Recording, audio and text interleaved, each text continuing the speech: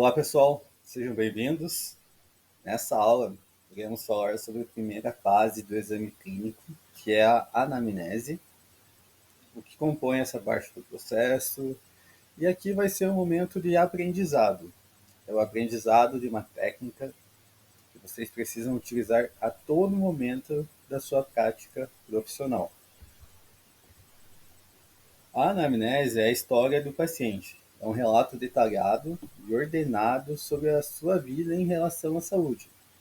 É a fundação de qualquer avaliação terapêutica de qualquer profissional. Então é necessário fazer essa coleta de dados com o paciente ou com algum informante através de uma conversa. Vocês podem se imaginar como detetives mesmo, tentando descobrir o que aconteceu, como aconteceu, mas lembre-se, vocês estarão lidando com pessoas que possuem sentimentos, emoções, dúvidas, e que podem estar passando por um dos piores dias da sua vida. Então, sejam sensíveis na abordagem com o paciente. A forma como fazemos perguntas é crucial. A gente tem que ser sensível, compreensível e, acima de tudo, ouvintes atentos. Isso cria um ambiente de confiança, onde os pacientes, onde os pacientes vão conseguir se abrir com a gente. E essa abertura vai nos fornecer informações muito importantes. E o que compõe a anamnese, né? A gente vai dividir ela em 5 partes: a identificação do paciente, a identificação da queixa principal, a história da moléstia atual, uma história médica pregressa e uma história médica familiar. Primeira parte, a gente vai começar com a identificação do paciente. Hoje, quando a gente tem um prontuário eletrônico, é um paciente que já está admitido na unidade de internação, na UTI, ou em algum outro ambiente, a gente já tem muito dessas informações. Mas quando a gente está fazendo o primeiro contato com o paciente está chegando no hospital, está chegando na clínica, são todas as informações que a gente tem que acabar coletando com o paciente. A gente vai precisar descobrir o nome, a idade, verificar qual que é o sexo do paciente, cor, nacionalidade, estado civil, escolaridade, a profissão, o endereço atual. Porque vamos imaginar um homem de 45 anos que trabalha como consultor civil e dá entrada por uma fratura de fêmur.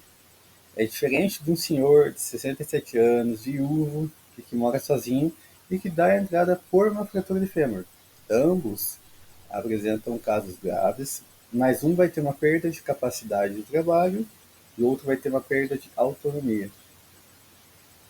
Isso são informações que a gente já consegue ver como é que vai estar acometido aquele paciente, devido às suas características únicas relacionado com o quadro que ele está apresentando. Por isso que essa parte também é tão importante. A queixa principal é a razão pela qual o paciente está buscando ajuda. É a primeira pista que vai nos guiar na investigação de sintomas, de doenças, desconfortos que precisam ser avaliados e tratados.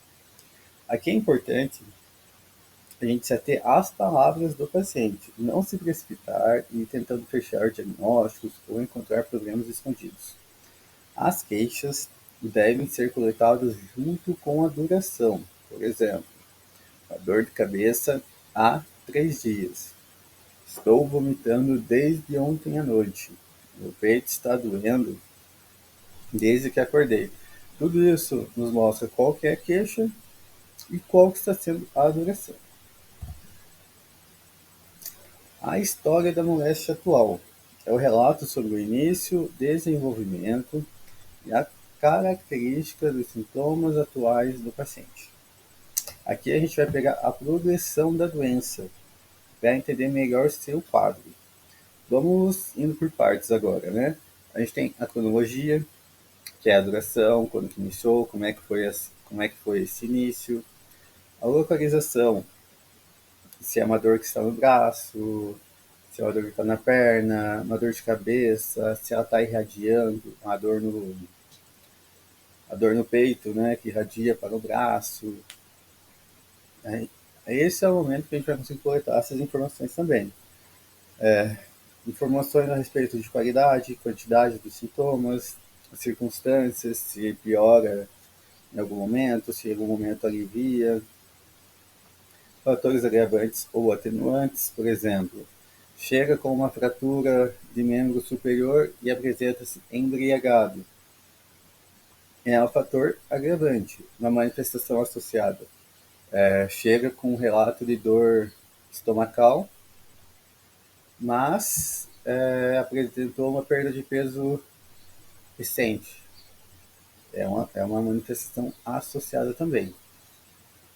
Passado mórbido do aparelho acometido, se já tem, por exemplo, se está com dor de cabeça, já tem histórico de dor de cabeça, se já teve algum histórico de queda. Para ajudar vocês nessa investigação, eu trouxe algumas perguntas que vocês podem tentar adaptar à realidade de vocês quando vocês forem atender um paciente. Relação à cronologia, quando você percebeu os primeiros sintomas, como foi o início dos sintomas, como a condição evoluiu desde então, relacionado à localização corporal. Onde exatamente você sente os sintomas? Os sintomas se limitam a uma área específica, os sintomas se irradiam para outras partes do corpo. Essa é uma qualidade. Como você descreveria a sensação que está experimentando? Os sintomas têm algum aspecto físico notável? Quantidade. Com que frequência você experimenta esses sintomas? Quanto tempo dura cada episódio? Como você classifica a intensidade dos sintomas? Circunstâncias, se existe alguma condição externa específica que parece influenciar seu sintoma, alguma atividade em particular desencadeia ou alivia os sintomas. Por exemplo, pessoas com dor de cabeça, mas passam muito tempo em frente ao computador, muito tempo em frente à televisão. Fatores agravantes ou atenuantes. Você notou algum fator que parece piorar seus sintomas? Tem algo que alivia? Manifestações associadas. Você experimentou perda de peso recentemente? Houve febre associada? Como os sintomas afetam a capacidade de realizar as atividades diárias? Teve mudança na capacidade de trabalho? Todas aquelas informações que a gente consegue ver o histórico da moléstia atual. Junto a isso, a gente também tem que conseguir pegar a história médica pregressa do paciente. A gente vai abordar os eventos de saúde passados na vida dele. Doenças, cirurgias, alergias, tratamentos prévios, se já precisou ser hospitalizado. Aqui a gente também consegue coletar sobre hábitos de vida, questão de fumo, uso de drogas, padrão de alimentação. São informações valiosas também. Vou mostrar aqui para vocês algumas perguntas também que ajudam a guiar essa fase do exame.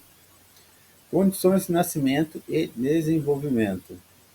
Se a pessoa sabe como é que foi o período da sua gestação, do seu parto, seu aleitamento materno, teve aleitamento materno nos primeiros meses de vida, quando começou a dentição, como foi o processo de deambulação e o desenvolvimento da fala,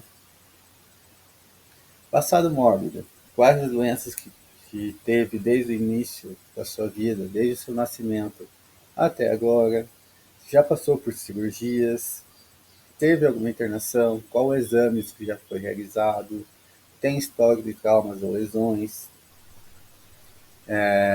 questões relacionadas ao ciclo menstrual, se for um paciente do sexo feminino, quando ocorreu a primeira menstruação, como é o ciclo menstrual, condições de vida, tipo de trabalho, remuneração, como que é a alimentação, as condições habitacionais, condições sanitárias, hábitos, se é fumante ou se já fumou, uso de substâncias psicoativas, que são as drogas, consumo de álcool, como é que é o padrão de sono, hábitos alimentares, se toma algum medicamento, se já precisou, tem alguma alergia a medicamento que já conheça.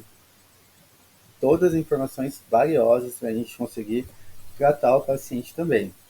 Por último, um histórico familiar, estado de saúde e condição de vida dos familiares, pais, irmãos, cônjuges. filhos, avós, até porque muitas doenças têm fatores genéticos e muitas doenças têm origem com relação a hábitos de vida. Logo, entender sobre os familiares nos dá muita informação.